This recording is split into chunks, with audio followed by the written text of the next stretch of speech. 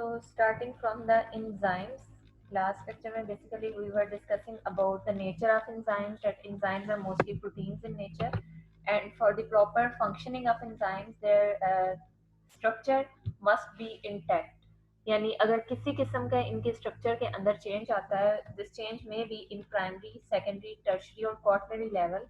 So ultimately this change may result in the disruption of the final structure of enzyme. और अगर enzyme का structure disturb होगा, it means के finally the functioning of enzyme और the interaction between enzyme and substrate ये भी जो है कंप्रोमाइज्ड हो जाएगी.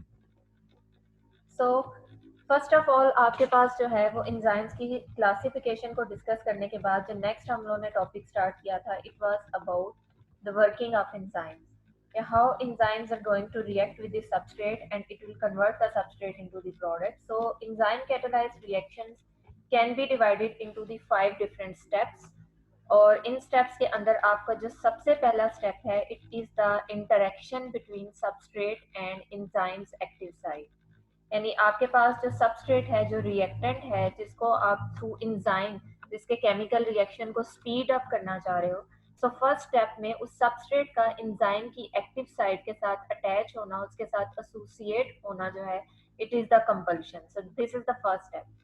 The second step is that कि आपकी जो सबस्ट्रेट और एक्टिव साइट है, they are compatible. So obviously जब इनके दरमियान इंटरेक्शंस डेवलप होंगी तो we will get an enzyme substrate complex. In this complex आपका जो एंजाइम है उसकी एक्टिव साइट में मौजूद amino acid residues, they will interact with the substrate and they will bind with the substrate. So second is the formation of enzyme substrate complex.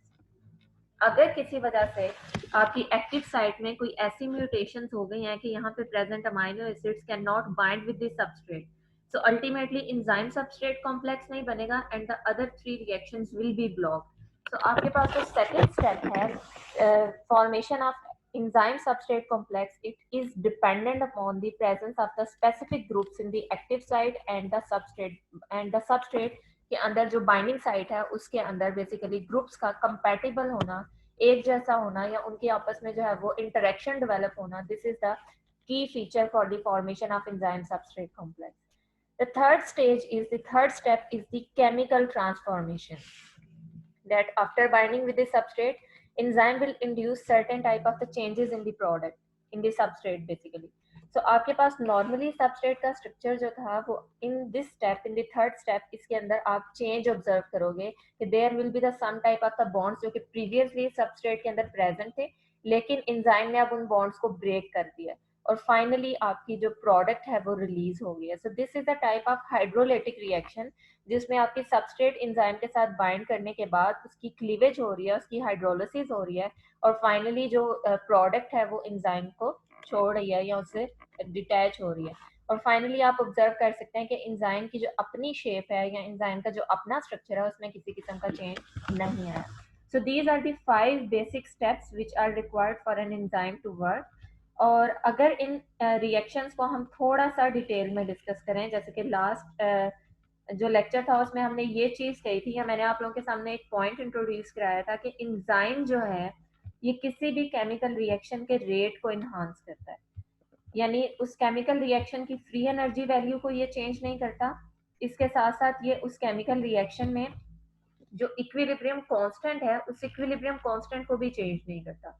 So the only thing which enzyme is going to improve or which enzyme is going to enhance, it is the rate of chemical reaction.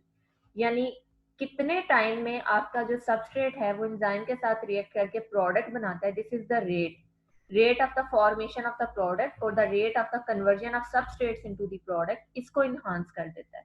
यानी suppose आपके पास जो substrate हैं इनका product में convert होना, जैसे कि लास्ट लेक्चर में आप लोगों के सामने मैंने कहा था कि this is the reaction coordinate diagram, जिसमें आप किसी भी केमिकल रिएक्शन की जो स्पीड है या उसकी जो प्रोग्रेस है उसको उसकी फ्री एनर्जी के साथ कंपेयर करते हो.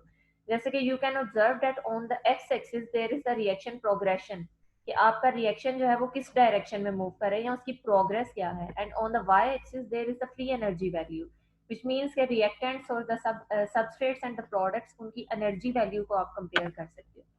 So by looking at this reaction coordinate diagram, we can conclude one major thing, और वो क्या है कि आपके पास जो substrates हैं, substrates are present at higher energy level. Like अगर यहाँ पे मैं सबस्ट्रेट की एनर्जी देखूं तो it is more than the product. यानी प्रोडक्ट बनाने के लिए सपोज आपके पास इस टाइम पे जो सबस्ट्रेट अवेलेबल है, इस सबस्ट्रेट के पास से यू हैव 100 किलो जूल पर मोल एनर्जी, जबकि आपके प्रोडक्ट्स जो हैं उनका एनर्जी लेवल लो है। दिस इज एन इंडिकेशन कि आपको प्रोडक्ट बनाने के लिए सपोज 80 किलो जूल पर मोल एनर्जी रिक्वायर्ड है। सो although this reaction is favourable, जैसे कि हमने इंट्रोडक्शन जब स्टार्ट किया था तो उसमें हमने ये कहा था कि कोई भी केमिकल रिएक्शन फेवरेबल या स्पॉन्टेनियस तब होता है जब उस केमिकल रिएक्शन की जो फ्री एनर्जी वैल्यू है या उस केमिकल रिएक्शन की जो डेल्टा जी वैल्यू है वो नेगेटिव हो। So if we will calculate the delta G value for this reaction, we all know कि delta G को कैलकुलेट करने का जो फॉर्मूला है, अब यहाँ पे मैं D लिख रही हूँ, नॉर्मली आपको पता होना चाहिए कि डेल्टा G का साइन क्या है। So delta G is equal to free energy of the product minus free energy of the reactant.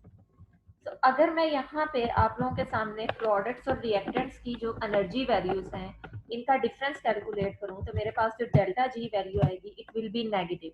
For example 80 minus 100, तो आंसर मेरे पास आएगा माइनस 20 किलो जूल पर मोल। इट मीन्स कि अकॉर्डिंग टू थर्मोडायनेमिक्स, जो thermodynamics के basic principles हैं उनके according हम हमेशा यही बात कहते हैं कि all those chemical reactions which are associated with the negative delta G value, these reactions are spontaneous reaction and they are favorable reaction. it means कि उन reactions को जो है वो नेचर परमिट करता है। तो यहाँ पे आपके पास ये केमिकल रिएक्शन स्पॉन्टेनियस है, इसे होना चाहिए, लेकिन फिर भी अगर आप इस रिएक्शन के रेट को ऑब्जर्व करो तो this is a slow process. यानी आपके जो रिएक्टेंट्स हैं उनको प्रोडक्ट में कन्वर्ट करने के लिए बेशक एनर्जी नहीं रिक्वायर्ड, बेशक इस ट्रांसफॉर्मेशन के लिए एनर्जी रिक्वायर्ड नहीं है, but still there is an energy barrier. आपके पास जो रिएक्टेंट्स हैं उनके पास जो पाथ अवेलेबल है, जिस रूट से गुजर के उन्होंने प्रोडक्ट की तरफ जाना है, this path is associated with high energy value. So बेशक रिएक्टेंट्स का प्रोडक्ट्स में कन्वर्ट होना एक थर्मोडायनेमिकली फेवरेबल प्रोसेस है, but this process is associated with a large activation energy. और एक्टिवेशन एनर्जी आपके पास क्या होती है? It is the energy difference between the ground state and transition state. For example अगर आप फॉरवर्ड रिएक्शन के लिए एक्टिवेशन एनर्जी कैलकुलेट करोगे तो it will B this value. Forward जो आपका रिएक्शन है इसमें ये आपके पास सबस्ट्रेट है ना, this this one is the substrate. So substrate की ग्राउंड स्टेट और एक्टिवेशन जो ट्रांजिशन स्टेट है उसके दरमियान जो एनर्जी का गैप है या जो बैरियर है, इट इज एक्टिवेशन एनर्जी। इसी तरह से अगर आप रिवर्स रिएक्शन के लिए कैलकुलेट करो तो रिवर्स रिएक्शन में ये आपके रिएक्टेंट्स हैं और ये आपके प्रोडक्ट्स हैं। तो इस केस में रिएक्टेंट्स की ग्राउंड स्टेट और ट्रांजिशन स्टेट के दरमियान जो बैरियर होगा it will be activation energy. So इस केस में आपके पास ये एक्टिवेशन एनर्जी बैरियर होगा, दिस वन। सो इस एक्टिवेशन एनर्जी बैरियर की वजह से आपके जो स्पॉन्टेनियस रिएक्शन है, although they are thermodynamically favourable but still they can not move toward the forward direction. So आपको कोई कोई ऐसी चीज चाहिए, आपको कोई ऐसा मीडियम चाहिए जो कि इस एक्टिवेशन एनर्जी बैरियर को, इस ट्रांजिशन स्टेट पे जो ये जो एनर्जी बैरियर है इसको रिड्यूस कर दे, and these are the enzymes. So अब यहाँ से आपके माइंड में ये चीज क्लियर हो जानी चाहिए कि ऑल्दो बॉडी के अंदर देयर आर दी 100 और the thousands of chemical reaction which are associated with the negative delta G value. तो आपसे ये पूछा जा सकता है कि ये रिएक्शन तो स्पॉन्टेनियस है, स्पॉन्टेनियस है तो इट मीन्स कि इन्हें खुद ब खुद होते रहना चाहिए, इन्हें रुकना नहीं चाहिए, but still they operate at a very slow rate. और इसके पीछे रीजन क्या है? This activation energy value. यानी ये एंजाइम्स के बगैर ये केमिकल रिएक्शन प्रोसीड नहीं हो सकते। तो यहाँ से एक चीज तो हमें समझ में आ रही है और वो ये है कि एंजाइम किसी भी केमिकल रिएक्शन का जो रेट है उसे किस तरह से इन्हांस करता है, by decreasing this energy barrier. ये जो एक्टिवेशन एनर्जी हमें यहाँ पे नजर आ रही है, एंजाइम्स बेसिकली इस एनर्जी बैरियर को किसी तरह से डिक्रीज कर देते हैं। For example this is N other reaction coordinate diagram जिसमें आपको एक कैटेलाइज्ड और अनकैटेलाइज्ड रिएक्शन को कंपेयर करके दिखाया गया। In the absence of enzyme, when reaction is uncatalyzed, although products are at lower energy value and substrates have high energy, यानी process आपका अगेन थर्मोडायनेमिकली फेवरेबल है, ये फॉरवर्ड डायरेक्शन में जा सकता है लेकिन ये जाता नहीं है। क्यों नहीं जाता? बिकॉज इन दिस केस आपके पास जो ये अवेलेबल है एनर्जी बैरियर, जो ट्रांजिशन स्टेट है या जो एक्टिवेशन एनर्जी का बैरियर है, रिएक्टेंट्स उसे ओवरकम नहीं कर सकते। बेशक रिएक्टेंट्स के पास प्रोडक्ट के मुकाबले में ज्यादा एनर्जी है, लेकिन वो एनर्जी इतनी ज्यादा नहीं है कि उसे यूटिलाइज करते हुए ये रिएक्टेंट्स जो है ये एक्टिवेशन एनर्जी बैरियर को क्रॉस कर। एक्टिवेशन एनर्जी बैरियर को क्रॉस करने के लिए they require additional amount of energy और they require a decrease in this path और a decrease in the activation energy barrier. So uncatalysed reaction में आप देख सकते हैं कि ये एक्टिवेशन एनर्जी है which is the difference between the energy of a ground state and transition state. So forward reaction में this is the energy barrier which you have to fulfill in order to proceed the reaction toward forward direction. जबकि enzyme catalyse reaction जिसको blue colour से यहाँ पे highlight किया गया है, इसमें आप ये देख सकते हैं कि इसी केमिकल रिएक्शन में अगर आप कोई इंजाइम ऐड कर दो तो वो इंजाइम क्या करेगा, इस एक्टिवेशन एनर्जी बैरियर को रिड्यूस कर देगा। यहाँ पे ये जो ब्लू कलर की लाइंस हैं ये इस चीज को इंडिकेट कर रहे हैं कि आपके पास प्रीवियसली अनकैटालाइज रिएक्शन में जो बैरियर था, जो एनर्जी बैरियर था, जो एक्टिवेशन एनर्जी थी, इट वाज सिग्निफिकेंटली हाई, जबकि आपके पास जो कैटालाइज रिएक्शन है इसमें एक्टिवेशन एनर्जी का बैरियर रिड्यूस हो गया है। सो एंजाइम एक्टिवेशन एनर्जी को बहुत नीचे ले आए हैं। नाउ सबस्ट्रेट्स अपनी वो जो एडिशनल एनर्जी है जो उनके पास ज्यादा है एज कम्पेयर टू सबस्ट्रेट, उसे यूटिलाइज करते हुए इस बैरियर को इजीली क्रॉस कर सकते हैं। So we can conclude that if the activation energy of a chemical reaction is high, the rate of reaction will be low.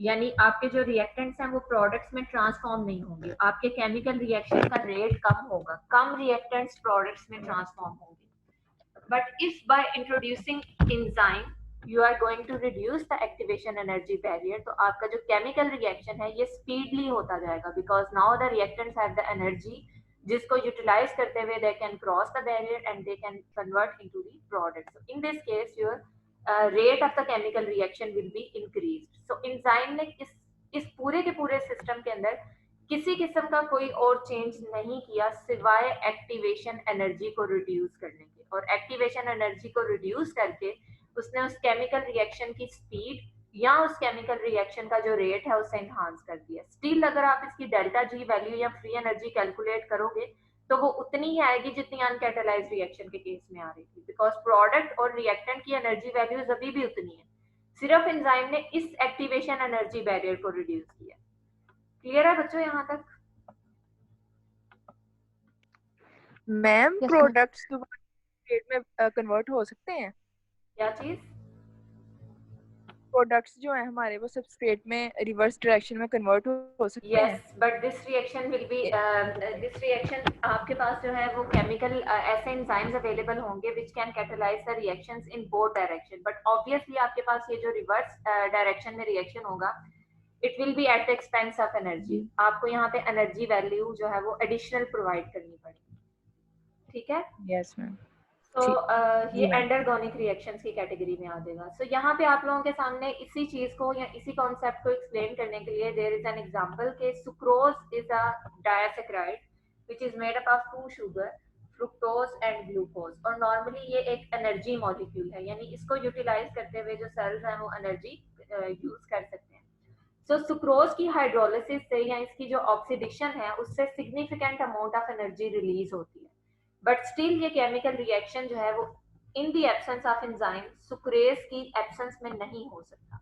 और उसके पीछे रीजन क्या है आपके पास, वो यही वाली रीजन है। यानी जब भी आपसे ये चीज पूछी जाए कि you there is a chemical reaction which is associated with a large negative delta G value, यानी वो केमिकल रिएक्शन स्पॉन्टेनियस है, उसे होना चाहिए, उसे फॉरवर्ड डायरेक्शन में मूव करना चाहिए क्योंकि उस केमिकल रिएक्शन में एनर्जी रिलीज हो रही है, but still this chemical reaction is not taking place in the absence of enzyme. तो you must say कि इस केस में आपके पास जो केमिकल रिएक्शन है उसकी जो एक्टिवेशन एनर्जी बैरियर है it is the major point of hindrance. इसकी वजह से आपके जो हाई एनर्जी मॉलिक्यूल्स हैं वो लो एनर्जी मॉलिक्यूल में ट्रांसफॉर्म नहीं हो पाते। तो सुक्रोज की एक एग्जांपल आपकी बुक में दी होगी, उसको जब आप देखेंगे तो उसके पीछे बेसिकली यही वाला पॉइंट जो यहाँ पे डिस्कस हुआ है, ये पॉइंट जो है ये एज अ बैकग्राउंड वहां पे आपने अपने माइंड में रखना है। सो अब मेरा क्वेश्चन ये है कि how enzymes are going to reduce the activation energy. Activation energy को वो रिड्यूस तो कर रहे हैं, लेकिन एंजाइम्स के पास भी तो कोई एनर्जी होगी ना, जिस एनर्जी को यूटिलाइज करते हुए उन्होंने इस एनर्जी बैरियर को रिड्यूस किया। यानी कि किसी ना किसी सोर्स से एंजाइम ने एनर्जी निकाली और उस एनर्जी को यूटिलाइज करते हुए उस बैरियर को रिड्यूस किया, इस बैरियर को मिनिमाइज किया। So what is the source of activation energy या कैटालिटिक पावर ऑफ एंजाइम, इसको हम डिस्कस करते हैं कि एंजाइम के पास ये पावर कहाँ से आई है, किस तरह से उन्होंने इस एनर्जी बैरियर को रिड्यूस किया। जी बच्चे पूछें क्वेश्चन।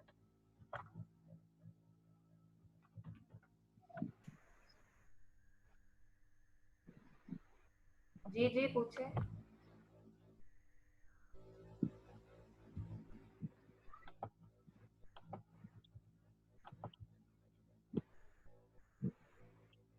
ओके स्टार्ट करते हैं, अगर किसी का क्वेश्चन है तो आप पूछ सकते हैं। Okay, the next one is कि किस तरह से आपके जो एंजाइम्स हैं वो इस एक्टिवेशन एनर्जी बैरियर को रिड्यूस करेंगे। सो इस फिगर को अपने माइंड में रखिएगा कि enzymes are going to reduce the activation energy gap और activation energy barrier between substrates and products. यानी ये सबस्ट्रेट को प्रोडक्ट में कन्वर्ट या ट्रांसफॉर्म करने को फैसिलिटेट करते हैं by reducing the activation energy barrier.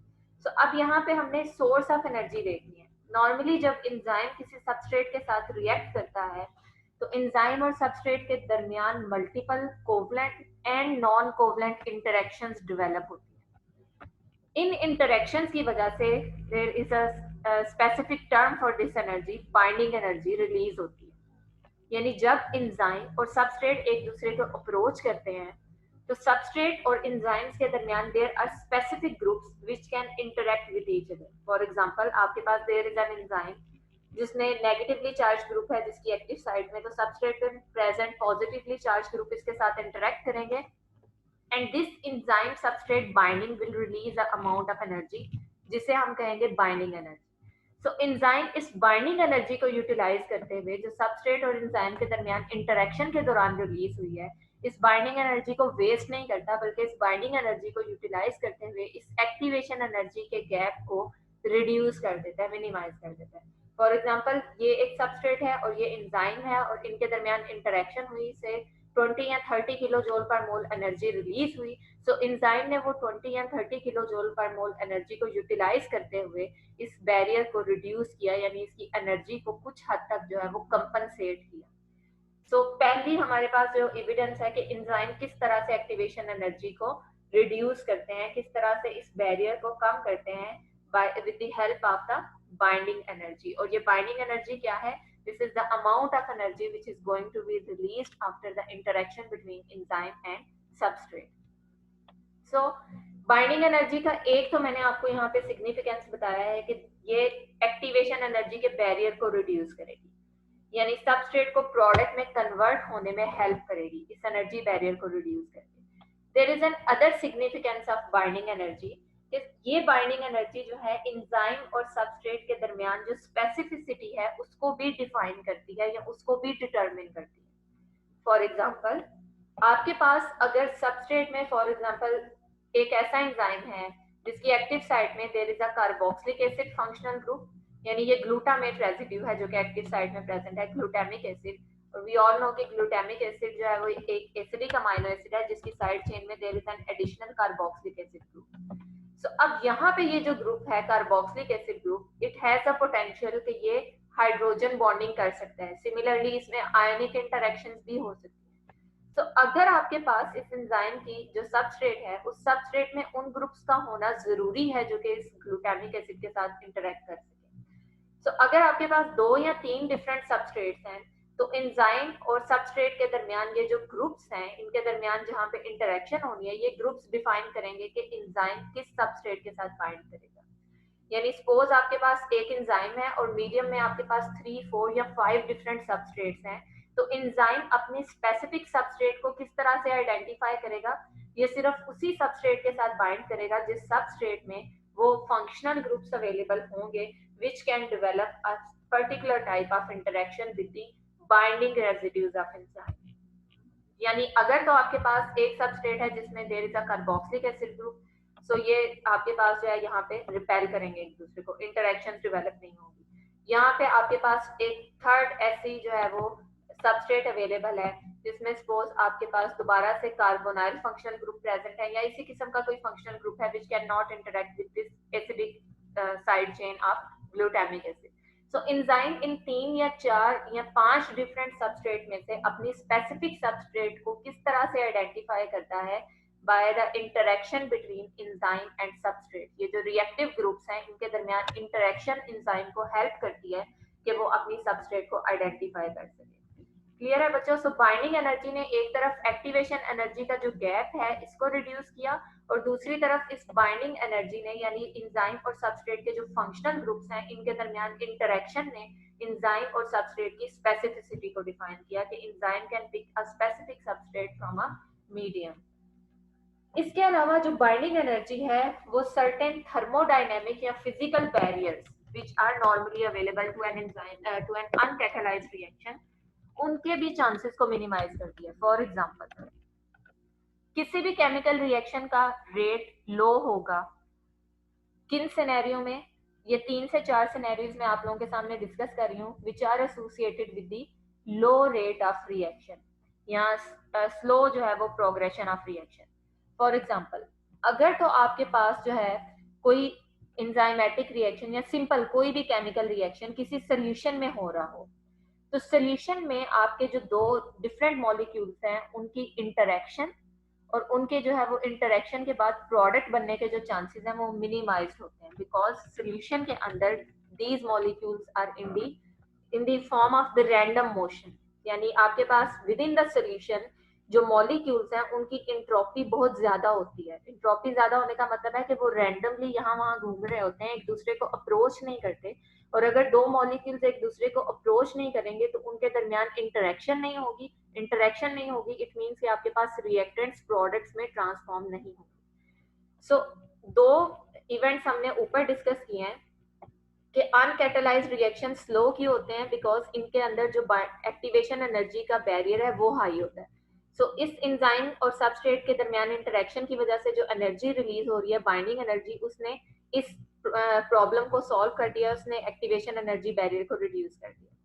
दूसरी प्रॉब्लम किसी भी केमिकल रिएक्शन के स्लो होने की ये हो सकती है कि enzyme is not finding it's specific substrate. So binding energy ने इस प्रॉब्लम को भी सॉल्व कर दिया, उसने एंजाइम और सबस्ट्रेट के दरमियान जो स्पेसिफिक ग्रुप्स हैं उनके दरमियान इंटरेक्शन जो है वो डेवलप होगी, और बाकी ग्रुप्स जो है वो एक दूसरे के साथ जब इंटरेक्शन ही डेवलप नहीं करेंगे it means binding energy release नहीं होगी, एक्टिवेशन एनर्जी का गैप रिड्यूस नहीं होगा और आपके पास रिएक्शन जो है वो फॉरवर्ड डायरेक्शन में नहीं जाएगा। थर्ड इवेंट में आपके सामने कह रही हूँ कि there are certain physical and thermodynamic barriers to the chemical reaction, और उसमें पहला है इंट्रोपी का बैरियर।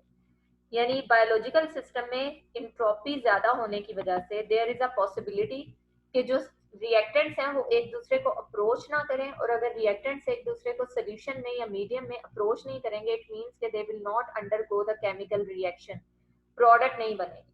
लेकिन जो एंजाइम कैटालाइज्ड रिएक्शन है उन्होंने इस प्रॉब्लम को भी सॉल्व कर दिया, बिकॉज एंजाइम कैटालाइज्ड रिएक्शंस जो हैं they are confined to a specific environment. ये रिएक्शन तब तक नहीं हो सकते जब तक आपकी सबस्ट्रेट आके एंजाइम की एक्टिव साइट के साथ बाइंड ना करे। सो आपकी यहाँ पे केमिकल रिएक्शन से पहले सबस्ट्रेट और एंजाइम की बाइंडिंग जरूरी है। सबस्ट्रेट और एंजाइम के दरमियान इंटरेक्शन एक जो है वो कंपल्शन है। सो अगर ये इंटरेक्शन होगी इट मीन्स कि अब एंजाइम ने मीडियम के अंदर जो मल्टीपल मॉलिक्यूल्स थे उनमें से अपनी स्पेसिफिक सबस्ट्रेट को आइडेंटिफाई कर लिया। नो आपकी जो सिस्टम की इंट्रोपी है ये इंट्रोपी रिड्यूस हो चुकी है, यानी डिसऑर्डर कम हो चुका है। किस तरह से कम हो चुका है? बिकॉज बाइंडिंग एनर्जी ने एक स्पेसिफिक सबस्ट्रेट को लाके एंजाइम की एक्टिव साइट के साथ बाइंड करवा दिया। तो अगर एक स्पेसिफिक सबस्ट्रेट एंजाइम की एक्टिव साइट के साथ आके बाइंड कर रही है इट मींस कि अब एंजाइम जो है वो इसी के साथ केमिकल रिएक्शन कैटालाइज कराएगा। सो इसे मीडियम में से थाउजेंड्स और इवन 100 और इवन थाउजेंड्स ऑफ मॉलिक्यूल को स्क्रीन करने की जरूरत नहीं है। तो इस तरह से ये जो बाइंडिंग एनर्जी है ये इंट्रोपी को रिड्यूस करके केमिकल रिएक्शन को फिजिबल बना देती है। बच्चों ये पॉइंट क्लियर है? जी मैम। ओके। इसके अलावा आपके पास एक और प्रॉब्लम है या एक और हिंड्रेंस है जो कि किसी भी केमिकल रिएक्शन को फेस करना पड़ सकती है, this is the solvation. We all know कि जितने भी जो केमिकल रिएक्शंस हैं नॉर्मली ये एक्वेस मीडियम में हो रहे होते हैं, और हमने ये पहले भी चीज पढ़ी थी कि एंजाइम और सबस्ट्रेट के दरमियान इंटरेक्शन डेवलप होने से पहले सबस्ट्रेट और एंजाइम के जो मॉलिक्यूल्स हैं उनको वाटर ने सराउंड किया होता है। और वाटर ने उनके अराउंड जो है वो एक केज लाइक स्ट्रक्चर बनाया होता है. So this is called as the solvation. कि water normally surround करती है via hydrogen bonding to all type of the biomolecules and all type of the enzymes. So आपके पास जब enzyme और substrate एक दूसरे को approach करते हैं और उनके दरमियान जो interaction develop होती है, so इन interaction की वजह से ये water का जो cage है ये dissociate हो जाता है. तो अल्टीमेटली आपके पास जो इनिशियली एक सॉल्वेशन की तरह का स्ट्रक्चर था जिसमें हाइड्रोजन बॉन्डेड वाटर मॉलिक्यूल ने सराउंड किया हुआ था रिएक्टेंट्स को और एंजाइम को, it will result in the desolvation. यानी आपके पास जो एंजाइम और सबस्ट्रेट के दरमियान इंटरेक्शन है, एंजाइम और सबस्ट्रेट की बाइंडिंग है, ये बाइंडिंग सॉल्वेशन की प्रॉब्लम को भी मिनिमाइज कर देती है. बिकॉज इस बाइंडिंग की वजह से, इस इंटरेक्शन की वजह से, एंजाइम और सबस्ट्रेट के दरमियान इंटरेक्शन की वजह से the water molecule will dissipate और आपके पास जो सॉल्वेटेड स्ट्रक्चर था वो डीसॉल्वेशन में कन्वर्ट हो जाएगा, यानी वाटर मॉलिक्यूल वहां से रिलीज हो जाएंगे. तो ये सारी की सारी चीजें आपको वो बताई जा रही हैं जो कि नॉर्मली अगर एंजाइम जो है एंजाइम कैटालाइज्ड रिएक्शन ना हो तो तब केमिकल रिएक्शन कितना जो है उसको कौन कौन से बैरियर्स को फेस करना पड़ता है. सो एंजाइम सबस्ट्रेट के साथ बाइंड करके एक तरफ एंट्रोपी को रिड्यूस कर देता है, यानी इतने ज्यादा मॉलिक्यूल्स जहां पे सिर्फ चांस कोलेजन की बेस पे केमिकल रिएक्शन होना था, उसने उस पॉसिबिलिटी को रूल आउट करके एक स्पेसिफिक सबस्ट्रेट को अपनी एक्टिव साइट के साथ बाइंड कर लिया और उसके बाद केमिकल रिएक्शन प्रोसीड करेगा. सेकेंडली, जो प्रीवियसली सबस्ट्रेट और एंजाइम के साथ वाटर मॉलिक्यूल एसोसिएट हुए हुए थे, उन वाटर मॉलिक्यूल्स को शेड करके, उन वाटर मॉलिक्यूल्स को सेपरेट करके एंजाइम और सबस्ट्रेट ने आपस में इंटरेक्शन कर ली. सो इन इंटरेक्शन के बाद ऑब्वियसली जो नेक्स्ट है वो कैटालिटिक मैकेनिज्म होगा. अभी हम सिर्फ इनकी बाइंडिंग की बात कर रहे हैं. हमने पहले ये चीज देखी है कि जो एक्टिव साइड है इसमें we have two different sides, binding and catalytic side. So अभी ये जितनी भी प्रॉपर्टीज हमने डिस्कस की हैं, this is the property of the binding between substrate and enzyme. और जब बाइंडिंग हो जाएगी और उसके बाद there will be the specific residue जो कि कैटालिसिस परफॉर्म करेंगे. तीसरी प्रॉब्लम जो किसी केमिकल रिएक्शन में आ सकती है वो ये है कि there are the certain reactants जिनमें हमें किसी किस्म की डिस्टॉर्शन चाहिए होती है, यानी स्पेसिफिक बॉन्ड्स को ब्रेक करना होता है. देयर आर स्पेसिफिक बॉन्ड्स जहाँ पे रीअरेंजमेंट करवानी होती है. फॉर एग्जाम्पल आइसोमराइजेशन की बात करें तो उसमें फंक्शनल ग्रुप को हमें ट्रांसफर करवाना होता है from one position to another position. तो एंजाइम इस प्रॉब्लम को भी सॉल्व करता है कि अगर ये केमिकल रिएक्शन एंजाइम की एक्टिव साइट में हो रहे हैं तो फंक्शनल ग्रुप कहीं मीडियम में रिलीज नहीं होगा, बल्कि वो उसी जो सबस्ट्रेट है उसके एक कार्बन एटम से उठ के दूसरे कार्बन एटम तक शिफ्ट हो जाएगा.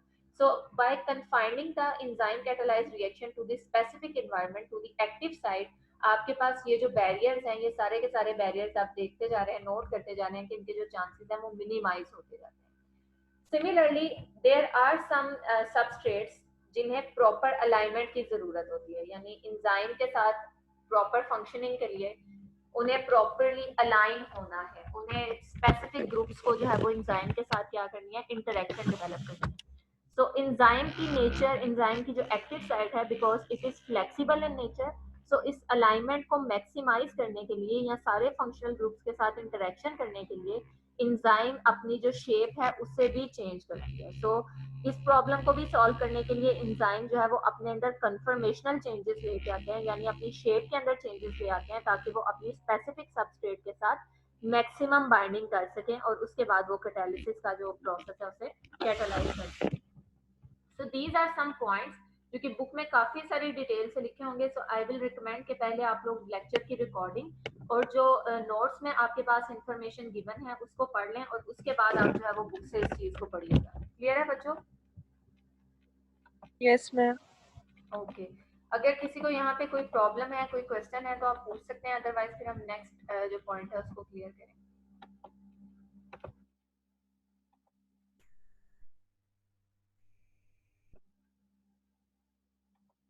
हाँ जी बच्चों, कोई क्वेश्चन तो नहीं है? No ma'am. No ma'am. Okay. So entropy reduction और ये सारे पॉइंट्स कुछ हद तक मैंने स्लाइड्स में भी मेंशन किए हैं और बुक से इन्हें जरूर पढ़िएगा. जहाँ पे प्रॉब्लम आई वो आप मुझसे पूछ लीजिएगा, ठीक है? इसके बाद जो नेक्स्ट है हमारे पास, दिस इज द कैटालिसिस. अभी तक हम लोगों ने जो बाइंडिंग है, बाइंडिंग की जितनी भी प्रॉपर्टीज हैं और उस बाइंडिंग की वजह से किस तरह से कोई केमिकल रिएक्शन फिजिबल होगा उस चीज को डिस्कस किया है. The next one is catalysis. यानी जब आपका एंजाइम जो है वो प्रॉपर्ली सबस्ट्रेट के साथ बाइंड कर जाता है तो उसके बाद आपके जो एंजाइम और सबस्ट्रेट के दरमियान जो कैटालिसिस का मैकेनिज्म होना है, इस मैकेनिज्म में ये चीज याद रखिएगा कि एंजाइम की एक्टिव साइट में मौजूद अमाइनो एसिड, उनकी साइड चेन्स और सबस्ट्रेट में डिफरेंट फंक्शनल ग्रुप्स के दरमियान इंटरेक्शन होती है ड्यूरिंग कैटालिसिस। यानी एंजाइम की जो एक्टिव साइट है वो एक्टिव साइट के अंदर there are specific amino acid, जैसे यहाँ पे आपके पास एक एंजाइम है, इसमें भी मैं थोड़ी देर तक आती हूँ। For example this is the active site और the catalytic site. So catalytic site में आप देख सकते हैं कि यहाँ पे हिस्टीडीन अवेलेबल है, एस्पार्टिक एसिड अवेलेबल है, लाइसिन अवेलेबल है। सो इन सब अमाइनो एसिड की जो साइड चेन्स हैं ये सबस्ट्रेट के साथ इंटरेक्ट करती हैं और सबस्ट्रेट के स्पेसिफिक फंक्शनल ग्रुप्स को टारगेट करती हैं। सो एंजाइम और सबस्ट्रेट के दरमियान जो इंटरेक्शन है वो अमाइनो एसिड की साइड चेन और सबस्ट्रेट में मौजूद फंक्शनल ग्रुप्स के दरमियान इंटरेक्शन होगी बेसिकली। कैटालिसिस को हम 3 डिफरेंट कैटेगरीज में डिवाइड कर सकते हैं। The first one is acid base catalysis, because we know कि there are certain amino acids जिनकी जो साइड चेन है उसमें एडिशनल कार्बोक्सिलिक एसिड ग्रुप या एडिशनल अमाइनो ग्रुप प्रेजेंट है। सो इन अमाइनो एसिड्स को हम एसिडिक या बेसिक अमाइनो एसिड्स कहते हैं। Still there are some other amino acids जो कि प्रोटोनेशन या डीप्रोटोनेशन का जो फिनोमिना है उसे शो कर सकते हैं। It means they can also act as the acid और बेस, बिकॉज कोई भी ऐसी स्पीशी जो कि प्रोटॉन को रिलीज कर सकती है उसे हम कहेंगे कि this has an acidic nature, और कोई भी ऐसी स्पीशी जो कि प्रोटॉन को एक्सेप्ट कर सकती है उसे हम कहेंगे कि this is a base. So normally आपके जो एंजाइम और सबस्ट्रेट है इनके दरमियान जो ग्रुप्स हैं इनमें प्रोटॉन्स का ट्रांसफर होता है।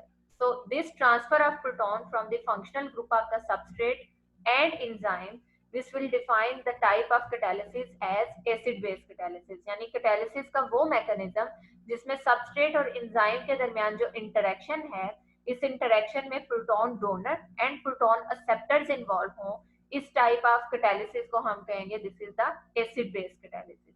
और इस कैटालिसिस को हम नॉर्मली 2 कैटेगरीज में डिवाइड करते हैं, specific acid base catalysis and general acid base catalysis. इसको डिफरेंशिएट करना आपको आना चाहिए। स्पेसिफिक एसिड बेस कैटालिसिस में आपके पास जो प्रोटॉन डोनर्स हैं और प्रोटॉन एक्सेप्टर, नॉर्मली हम वो वाटर मॉलिक्यूल को कंसीडर करते हैं, यानी इसमें आपकी जो एंजाइम के एक्टिव साइट में मौजूद प्रोटॉन्स हैं वो यूज नहीं होते। अब इसकी मल्टीपल रीजंस हो सकती हैं, because there are some enzyme catalysed reaction जिसमें वाटर मॉलिक्यूल रिक्वायर्ड है फॉर दी हाइड्रोलिसिस। तो उस केस में आपके ये वाले ग्रुप्स जो हैं ये प्रोटॉन डोनर या प्रोटॉन एक्सेप्टर्स के तौर पे एक्ट करते हैं। Still there are some other chemical reaction जिसमें पहले वाटर अपने प्रोटॉन्स को डोनेट करता है और उसके बाद जो है ये साइड चेन में मौजूद अमाइनो एसिड जो है ये प्रोटोनेशन या डीप्रोटोनेशन को शो करते हैं। तो जब भी आप किसी केमिकल रिएक्शन के अंदर वाटर की इन्वॉल्वमेंट देखें, वाटर के जो एसिडिक और बेसिक ग्रुप्स हैं उनकी इन्वॉल्वमेंट को देखें, तो this type of the catalysis is specific acid base catalysis, because ये एक खास किस्म के प्रोटॉन डोनर और खास किस्म के प्रोटॉन एक्सेप्टर को यूज करता है फॉर कैटालिसिस। जबकि जनरल एसिड बेस कैटालिसिस में आपके पास कोई सा भी प्रोटॉन डोनर या कोई सा भी proton acceptor between the substrate and enzyme जो है उनको केमिकल रिएक्शन को कैटालाइज करवाने में हेल्प कर सकता है। सो ओवरऑल आपको एसिड बेस कैटालिसिस में इस चीज का पता होना चाहिए कि यहाँ पे सबस्ट्रेट और एंजाइम के दरमियान प्रोटॉन्स का एक्सचेंज होगा, प्रोटॉन्स का ट्रांसफर होगा।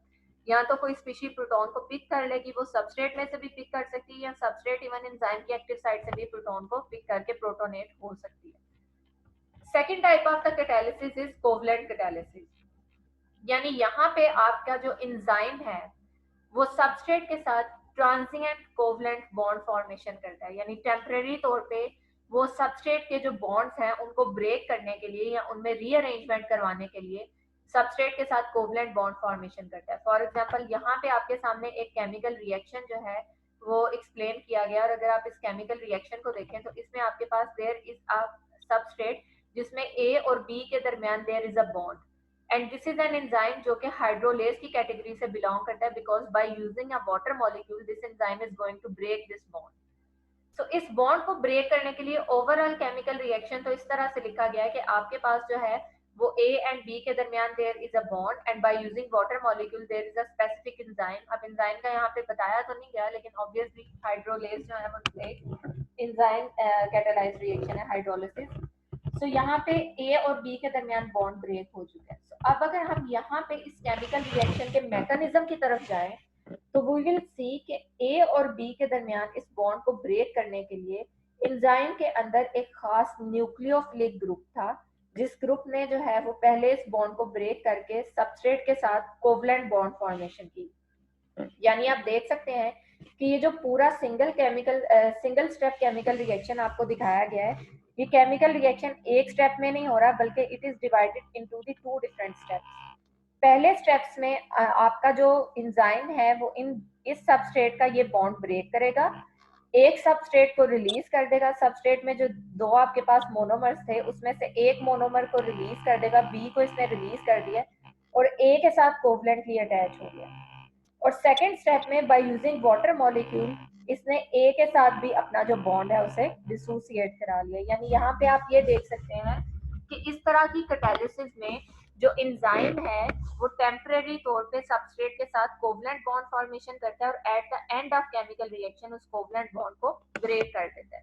सो this is a type of covalent catalysis जिसमें कहीं ना कहीं आपकी जो कैटालिटिक मैकेनिज्म है उसमें एंजाइम और सबस्ट्रेट के दरमियान कोवलेंट बॉन्ड फॉर्मेशन होती है।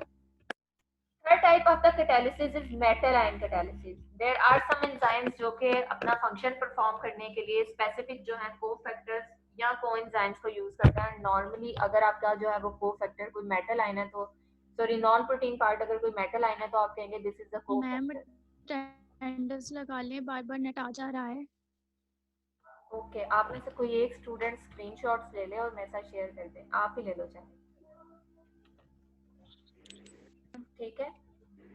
सो मेटल आयन कैटालिसिस के अंदर आपका जो एंजाइम है, एंजाइम इंडिविजुअली वर्क नहीं कर सकता, उसे अपना फंक्शन परफॉर्म करने के लिए कोई मेटेलिक कोफैक्टर रिक्वायर्ड है। और वो मेटेलिक कोफैक्टर किस तरह से एंजाइम के साथ इंटरेक्ट करता है, नॉर्मली जैसे आप इस केस में देख सकते हैं कि this is an enzyme Rubisco. Enzyme और सबस्ट्रेट के दरमियान इंटरेक्शंस करवाने के लिए आपके पास दिस मेटल आयन का होना जरूरी है। अगर ये मेटल आयन नहीं होगा तो ये मेटल आयन जो है ये सबस्ट्रेट को अपने एंजाइम की जो पॉकेट है उसके साथ इनकारपोरेट नहीं करेगा, और अगर ये इसके साथ इनकारपोरेट नहीं करेगा इट मीन्स कि कैटालिसिस स्टार्ट नहीं होगी। तो अगर किसी केमिकल रिएक्शन में या किसी एंजाइम कैटालाइज रिएक्शन में जो कैटालिटिक मैकेनिज्म है उस कैटालिटिक मैकेनिज्म में कोई मेटल आयन भी कंज्यूम हो रहा हो तो इस कैटालिटिक मैकेनिज्म को हम कहते हैं this is the type of metal ion catalysis. बच्चों यहाँ तक कोई कंफ्यूजन तो नहीं है?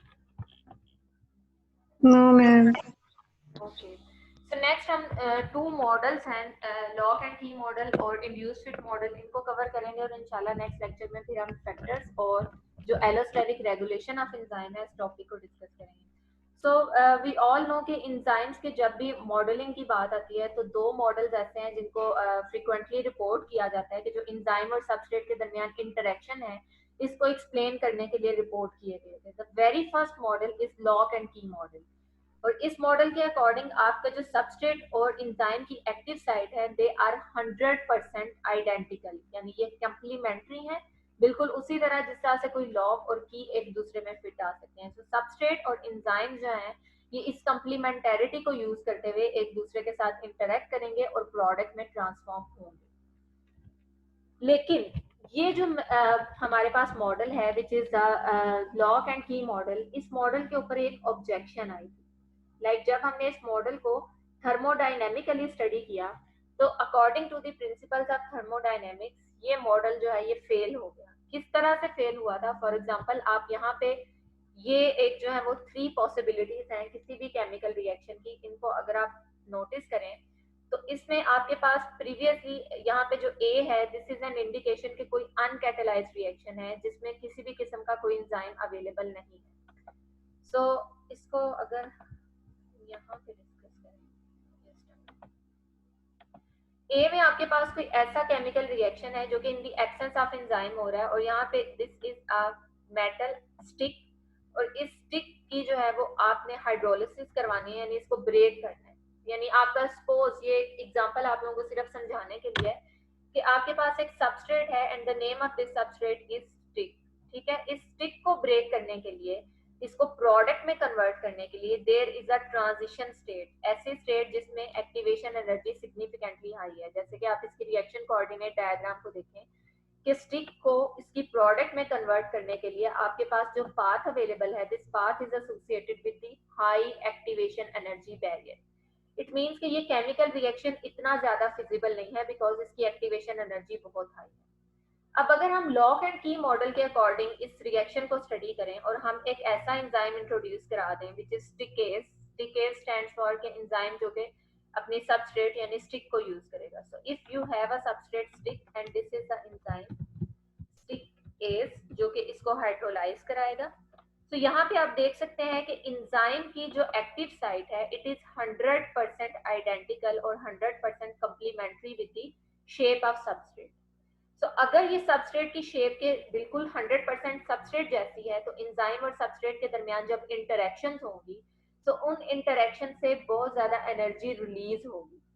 तो वो जो एनर्जी यहाँ पे रिलीज होगी उस एनर्जी की वजह से आप यहाँ पे देख सकते हैं कि ये जो नॉर्मली आपके पास सबस्ट्रेट थी इस सबस्ट्रेट से भी एनर्जी डिक्रीज होकर आपका जो एंजाइम सबस्ट्रेट कॉम्प्लेक्स है वो बहुत नीचे चला गया। लाइक यहाँ पे अगर आप देखें तो आपके पास जो एंजाइम सबस्ट्रेट कॉम्प्लेक्स है इस कॉम्प्लेक्स की जो कुमुलेटिव एनर्जी है यानी कंबाइंड फॉर्म में जो एनर्जी है वो सबस्ट्रेट के मुकाबले में भी लो है। बिकॉज जब आपके पास जो है वो इनके दरमियान ऑप्टिमाइज्ड इंटरेक्शंस होंगी तो जितने भी स्टेबल स्ट्रक्चर्स होते हैं ऐसे स्ट्रक्चर जिनमें ऑप्टिमाइज्ड इंटरेक्शंस होती हैं they are associated with the low energy value. Like आप बायोमोलिक्यूल्स के स्ट्रक्चर्स की अगर बात करो तो ये इतने ज्यादा स्टेबल क्यों होते हैं बिकॉज इनकी एनर्जी वैल्यू बहुत लो होती है, एनर्जी ऑफ स्टेबलाइजेशन, यानी ये अनस्टेबल नहीं होते, ये स्टेबल होते हैं, ये अपने स्ट्रक्चर को मेंटेन रख सकते हैं। तो यहाँ पे भी अगर आप देखें तो these interactions are stable interaction.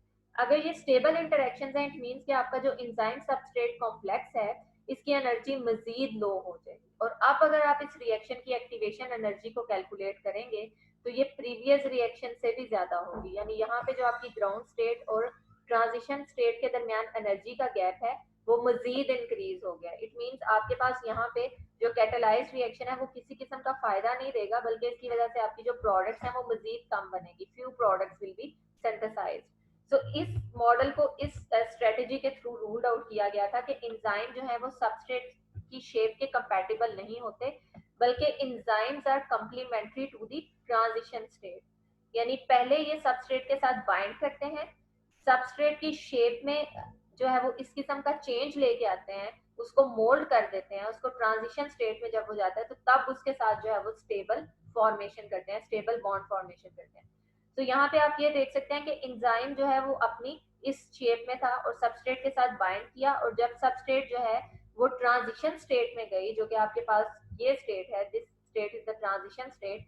तो एंजाइम का स्ट्रक्चर चूंकि इस ट्रांजिशन स्टेट के बिल्कुल कंपैटिबल था, उसके कंप्लीमेंट्री था, तो इस स्टेज के ऊपर जाके इनके दरमियान जो इंटरेक्शन है वो मिनिमाइज हो जाए।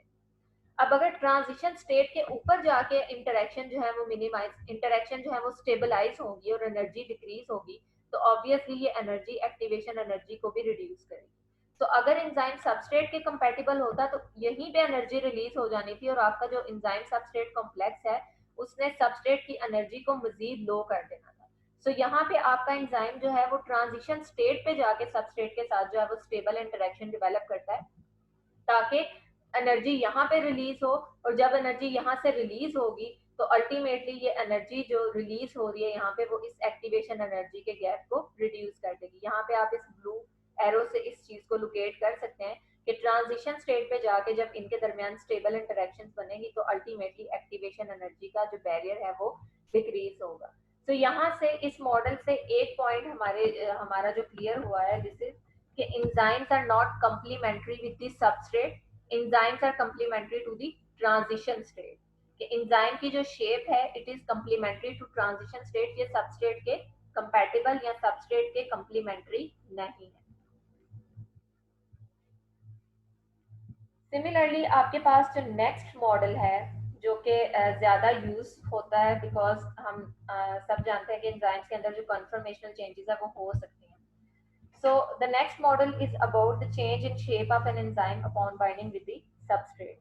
So this model is induced fit model और according to this model आपका जब enzyme जो है वो substrate को approach करता है, like ये जो नीचे वाला मॉडल है इसमें आप देख सकते हैं कि this is the active side of enzyme और active side की जो shape है वो substrate से different है। लेकिन with the binding with after the binding with the substrate enzyme अपनी ये जो शेप है इसको चेंज कर रहा है और उसके बाद उस केमिकल रिएक्शन को प्रोसीड कर रहा है, एट द एंड अपनी वापस जो है वो ओरिजिनल या अनकैटालाइज्ड फॉर्म में वापस जो है वो कन्वर्ट हो जाएगा.